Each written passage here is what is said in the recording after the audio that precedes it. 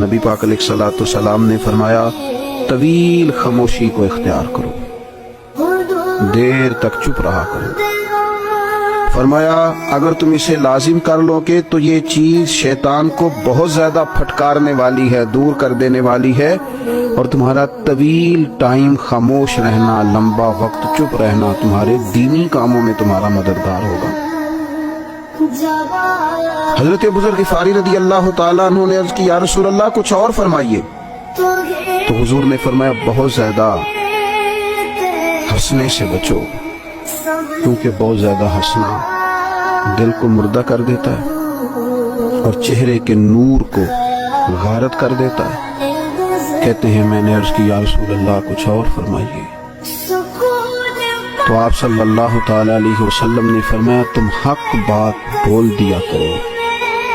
اگرچہ کسی کو کڑوی ہی لگے۔